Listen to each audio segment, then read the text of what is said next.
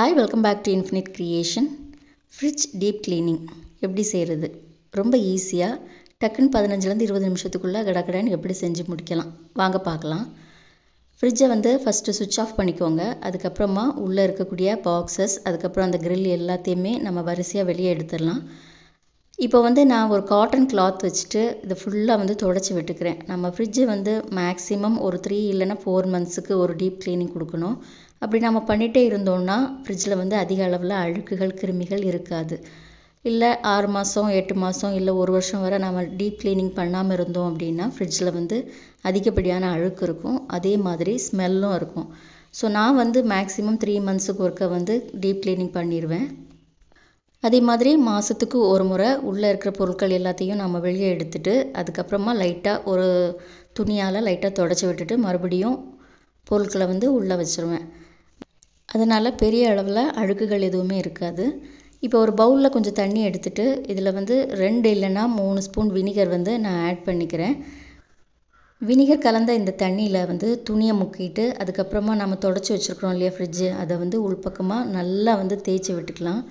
Vinegar வச்சு நம்ம தேய்க்கும்போது smell எதுவுமே இருக்காது. அதுக்காக தான் நான் வினிகர் ஆட் பண்ணியிருக்கேன். இதுக்கு பதிலாக நீங்கள் லெமன் ஜூஸும் சேர்த்து பண்ணலாம்.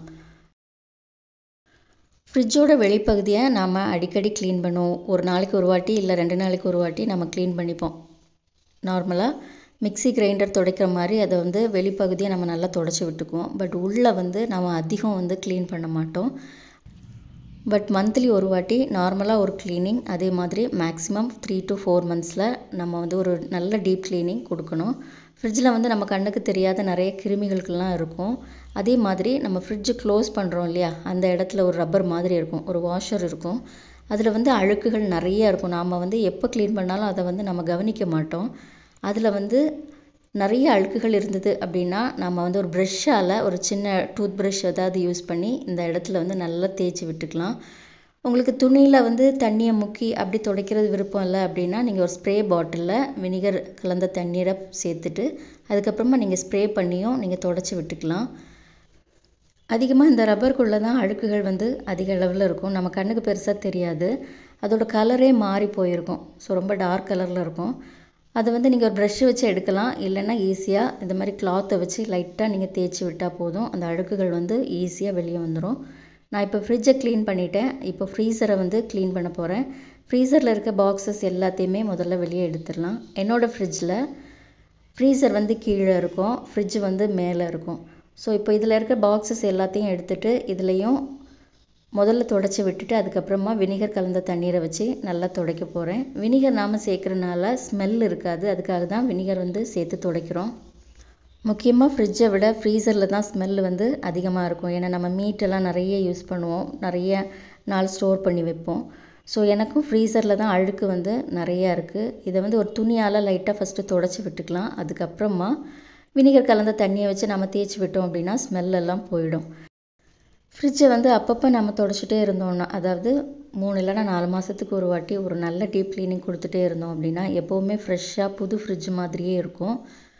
அழுக்குகள் பெரிய அளவில் இருக்காது. அடுத்த முறை நாம் துடைக்கும் போது நமக்கு ரொம்ப ஈஸியாக இருக்கும். இப்போ நான் ஃப்ரிட்ஜையும் துடைச்சாச்சு, ஃப்ரீசரையும் நல்லா துடைச்சி விட்டுட்டு அதோட டோர் எல்லாத்தையுமே நல்லா துடைச்சாச்சு. அதே மாதிரி அந்த வாஷர், அதாவது நம்ம க்ளோஸ் பண்ணுற இடத்துல இருக்கக்கூடிய அந்த ரப்பர், அதையும் நல்லா க்ளீன் பண்ணி விட்டுட்டேன். இப்போ ஃப்ரிட்ஜு புதுசாக இருக்கிற மாதிரி இருக்குது. அடுத்ததாக நாம் இந்த டோரில் இருந்த பாக்ஸஸ், அதோட கிளாஸ், அந்த சில ஃப்ரிட்ஜில் கிளாஸ் பேஸ் இருக்கும், சில ஃப்ரிட்ஜில் grill மாதிரி கம்பியில் கொடுத்துருப்பாங்க. ஸோ எதுவாக இருந்தாலும் நம்ம வெளியே எடுக்கும்போது கொஞ்சம் கவனமாக எடுக்கணும். அதை அடுத்ததாக நம்ம வாஷ் பண்ணி எடுத்துடலாம். என்னோடய ஃப்ரிட்ஜில் எல்லாமே கிளாஸ் பேஸ் தான். ஸோ அதை நான் வெளியே எடுக்கும்போது கொஞ்சம் கவனமாக எடுத்திருக்கேன்.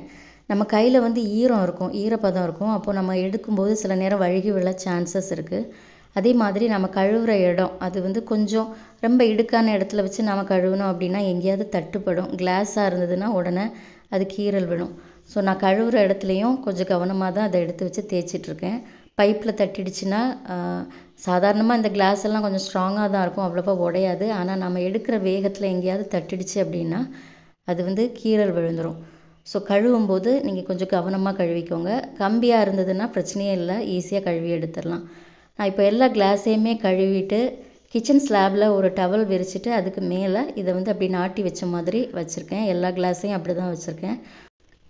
ஸோ அப்போ வந்து தண்ணி ஈஸியாக வடிஞ்சிரும். அது மட்டும் இல்லை, கொஞ்சம் கேர்ஃபுல்லாக நம்ம வச்ச மாதிரி இருக்கும். அடுத்ததாக பாக்ஸஸ், ஃப்ரிட்ஜோட டோரில் இருந்த அந்த பாக்ஸ் எல்லாத்தையுமே நான் தேய்ச்சி விட்டுக்கிறேன். இது வந்து ஸ்பாஞ்சு தான் நான் யூஸ் பண்ணுறேன். அந்த கம்பி ஸ்க்ரப்பர் யூஸ் பண்ணல. ஃப்ரிட்ஜில் வந்து கம்பி ஸ்க்ரப்பர் யூஸ் பண்ணக்கூடாது, ஸ்க்ராச்சஸ் நிறைய விழும். நான் வந்து ஸ்பாஞ்ச் ஸ்க்ரப்பர் தான் யூஸ் பண்ணி அதை எல்லாத்தையுமே தேய்ச்சி எடுத்தேன். இப்போ கிளாஸ் பாக்ஸஸ் எல்லாத்தையுமே கழுவி கமத்தி வச்சாச்சு தண்ணி வடிகிறதுக்காக. அடுத்ததான் ஃப்ரீசரில் இருக்கக்கூடிய மீட்டெல்லாம் வைக்கக்கூடிய பாக்ஸ் வந்து நான் கழுவுறேன். இதில் வந்து நம்ம அதிக ஸ்மெல் இருக்கும், அதிக அழுக்கும் இருக்கும். நம்ம நிறைய மீட் ஸ்டோர் பண்ணுவோம் இல்லையா, மீன், இறைச்சி இந்த மாதிரியெல்லாம் நம்ம வைக்கும்போது அதில் வந்து கரைகள், அழுக்கு எல்லாம் நிறையா இருக்கும். ஸோ அதையும் நல்லா வாஷ் பண்ணி கமத்தி வச்சாச்சு. இப்போது ஃப்ரீசரில் வந்து இருக்கக்கூடிய எல்லா பாக்ஸையுமே நான் ஃபிட் பண்ணுறேன். அதை வந்து நல்லா ஒரு துணியால் தொடச்சி விட்டுட்டு வச்சுக்கலாம், இல்லை நல்லா காய விட்டதுக்கப்புறமா கூட திருப்பி நம்ம அதை வந்து ரீஅரேஞ்ச் பண்ணிக்கலாம். இப்போ ஃப்ரீசர் பாக்ஸையும் நான் வச்சாச்சு. அடுத்ததான் நம்ம ஃப்ரிட்ஜில் இருக்கக்கூடிய பாக்ஸ் எல்லாத்தையுமே மாட்டிட வேண்டியது தான். ஃப்ரிட்ஜில் வந்து ஸ்மெல் இல்லாமல் இருக்கிறதுக்கு நீங்கள் ஒரு பாதி லெமனை கட் பண்ணி ஃப்ரிட்ஜில் ஏதாவது ஒரு ஓரத்தில் வச்சுக்கலாம். இல்லைன்னா ஏதாவது food essence, vanilla essence, rose essence, இந்த மாதிரி ஏதாவது எசன்ஸை ஒரு காட்டன், ஒரு சின்ன துணியில் முக்கிட்டு ஃப்ரிட்ஜோட ஏதாவது ஒரு கார்னரில் நீங்கள் வச்சிட்டிங்கன்னா போதும். ஃப்ரிட்ஜை ஒவ்வொரு வாட்டி நீங்கள் ஓப்பன் பண்ணும்போதும் அது வந்து நல்ல மணமாக இருக்கும். அப்பப்போ அந்த சின்ன துணியை மாற்றிட்டு புதுசாக நீங்கள் வச்சுட்டே இருந்தால் போதும். அதாவது 2 வாரத்துக்கு ஒரு வாட்டி நீங்கள் வேறு துணியில் லைட்டாக இந்த மாதிரி எசன்ஸ் வச்சுட்டு நீங்கள் ஃப்ரிட்ஜில் வச்சுட்டா போதும், ஃபுல்லாக மணமாக இருக்கும். இப்போ நான் எல்லா கிளாஸஸையும் நான் ஃபுல்லாக வந்து மாட்டிட்டேன். இனி அடுத்ததாக நம்ம டோரில் இருக்கிற பாக்ஸ் எல்லாத்தையுமே ஃபிட் பண்ண வேண்டியது தான். ஃப்ரீசரில் வந்து ஃப்ரீசர் பாக்ஸில் வைக்கிறதுக்காக ஒரு ஜெல் பேக் மாதிரி ஒன்று, அதாவது ஒரு கரண்ட் போயிடுச்சுன்னா இந்த இதில் வந்து 8 ஹவர்ஸ் வரை அந்த கூலிங் வந்து அப்படியே நிற்கும். அதுக்காக தான் இது வந்து நாங்கள் ஃப்ரிட்ஜ் வாங்கும்போதே எங்களுக்கு கிடச்சிது, அந்த பாக்ஸ்குள்ளே இருந்தது. இப்போ வந்து ஃப்ரிட்ஜோட டோரில் வந்து எல்லா பாக்ஸஸையும் மாட்டிடலாம். எல்லாத்தையும் நல்லா தொடச்சிட்டு இதை வந்து மாட்டி வச்சிடலாம். இந்த வேலை எல்லாமே கரெக்டாக 20 நிமிஷத்துக்குள்ளே, 15லேருந்து 20 நிமிஷத்துக்குள்ளே நம்ம ஈஸியாக செஞ்சு முடிச்சிடலாம். கொஞ்சம் கவனமாக செஞ்சால் போதும். இனிமேல் இதில் வந்து அரேஞ்ச் பண்ண வேண்டிய திங்ஸை வந்து டக்குன்னு அரேஞ்ச் பண்ணிடலாம், அவ்வளோதான். டோரில் வைக்கக்கூடிய திங்ஸ் எல்லாத்தையுமே நான் ஃபஸ்ட்டில் வந்து அரேஞ்ச் பண்ணிக்கிறேன். அதுக்கப்புறமா வெஜிடபிள் பேஸ்கெட், அதுக்கப்புறம் ஃப்ரூட் பேஸ்கெட், இதில் வந்து அரேஞ்ச் பண்ணிக்கலாம். வெஜிடபிள் பேஸ்கெட்டில் வந்து நம்ம அப்படியே காய்கறியை வந்து அந்த பாக்ஸில் கொட்டி வைக்காமல் ஒவ்வொன்றுக்கும் தனித்தனி கண்டெய்னரில் வச்சுட்டு கீரை, மல்லி, புதினா இந்த மாதிரி இலைகளை வந்து சிப்பர் பேக்கில் போட்டு வச்சுக்கலாம். அது நம்ம எடுக்கிறதுக்கும் ஈஸியாக இருக்கும், ரொம்ப நாள் கெட்டும் போகாது.